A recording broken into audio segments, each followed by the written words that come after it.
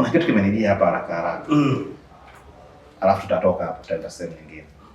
Nime experience kwenye hizi vifaa vya umeme. Iwe ni jiko, iwe ni kompyuta, iwe ni TV. Kwa mfano hii kompyuta yako hapa. Hii kuna muda nime experience mara kadhaa ni kwamba ikiwa connected na umeme. Sawa eh? Either ikatokea umegusa tu sehemu ya nje. Una feel short ya umeme, short fine ya umeme, au hata ukichukua flash, kuna zile flash za bati, ukijaribu kuplug hapa una feel short ya umeme. Hiyo inakuwa ni nini? Yaani kwa nini ni feel hiyo short kwenye nje? Hata kwenye majiko haya ya kawaida ukitenga tu sufuria hivi, unajua anapata short kwenye sufuria ya umeme. Unakutana kwenye sufuria unakutana nayo. Ile inakuwa ni nini kitaalamu? Yaani swali lako la mwanzo unatembea na jibu hapa. Kwamba hizo ni leakage. Kuna current zilizokuwa zinatakiwa ziende sehemu fulani, zimetoka nje ya circuit. Na kama zimetoka nje ya circuit, tunategemea earth izichukue hizo iondoke nazo kwenda ardhini. Kama earth iko poa, zitabakia popote, na ndio maana unakutana nazo. Na kwenye socket kwa hali ya kawaida kuna nani tatu. Kuna terminal tatu. Kuna terminal ya live. Kuna terminal ya neutral. Na kuna terminal ya nini? Ya earth. Na hii ya earth huwa ni kubwa. Imewekwa hivyo makusudi kabisa. Labda tutaielezea siku nyingine. Hii ni kubwa, imewekwa hapa. Tunategemea kwenye installation yako nyaya zije ngapi? Tatu. Uje waya wa neutral, uje waya wa earth, uje waya wa live. Kifaa chako kinachochukua na chenyewe kinatakiwa kije na nyaya ngapi? 3. Kije na nyaya 3. Ziume. Zile nyaya 3 ziume hapa. Pakitokea huu wa earth kwenye kifaa kikitokea kuna leakage yoyote, inatakiwa ichukuliwe na huu waya haraka, ipelekwe ardhini. Sasa mara nyingi installation unaweza kukuta huu waya wa kwenye socket yako haujawa connected. Zimekuja nyaya ngapi? 2.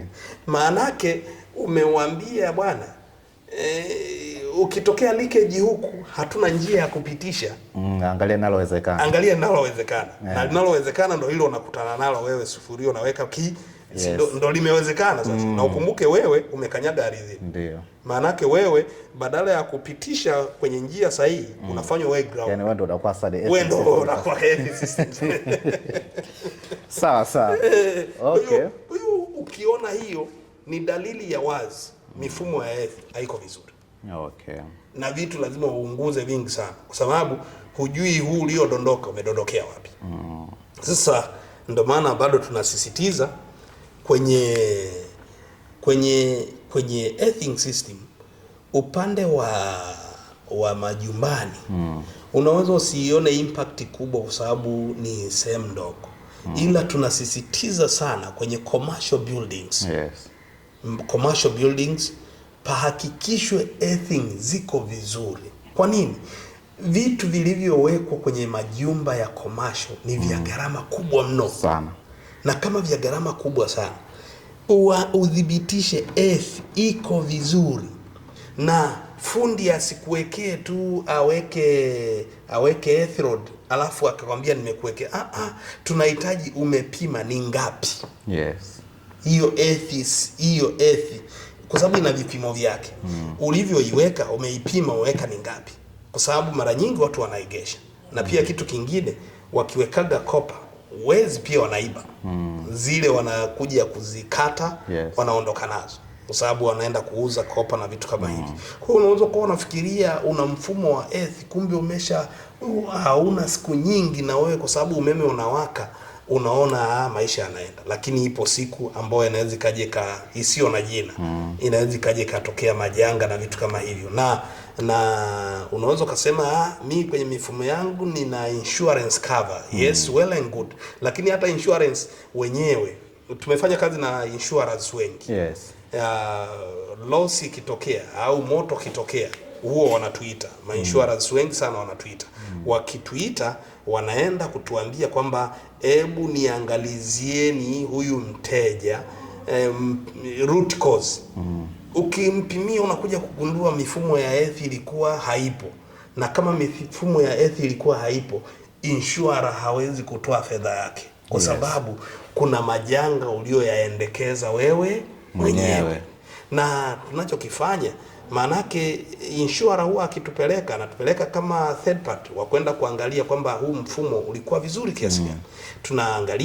Tunaangalia hili na check, tunaona huyu ni kweli mifumo yake ilikuwa iko vizuri, ila janga limetokea huku akiwa amejiprotect. Yes. Maanake hapo kulipwa anakuwa covered kirahisi. Lakini kama uliacha mifumo yako iko very loose, hujaiprotect ni anyhow, uwe na uhakika hata insurers anaweza kukave au asikukave depending on negotiation na terms ambazo meingia. Na pia ndio maana huwa tunasema kwa upande wa kwetu kwenye hizi issue kama za heating, tuna thermographic za kisasa ambao tuna uwezo wa kufanyia survey, kuangalia mifumo yako kwamba je, hiti zilizopo ziko kwenye tolerable level au zimeenda beyond. Kama zimeenda beyond, tunakwambia no, hapa iwe rectified haraka. Kwa hiyo ni fursa kwa in country na outside the country to utilize us as umeme clinic. We are available anytime and everywhere. We are available to go. Tunahitaji tutumwe popote pale, iwe ndani ya mipaka ya nchi, nje ya mipaka ya nchi, tuko tayari kwenda kwa ajili ya kufanya verification ya mifumo.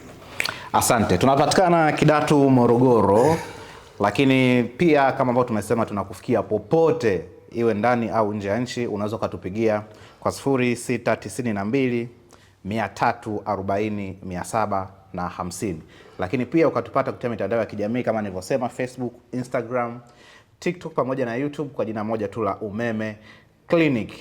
Yawezekana ni mmiliki wa majengo, taasisi za kiserikali, taasisi za umma, taasisi za fedha, taasisi za afya, vyuo vikubwa, vyuo vidogo, vyuo vya kati, lakini ni muhimu zaidi kuweza kukagua mifumo ya umeme kwa lengo la kuleta usalama na ufanisi kwenye matumizi mazima ya nishati ya umeme, na hicho ndicho ambacho Umeme Clinic inafanya. Kwa hiyo muda wote, mahali popote tunakufikia.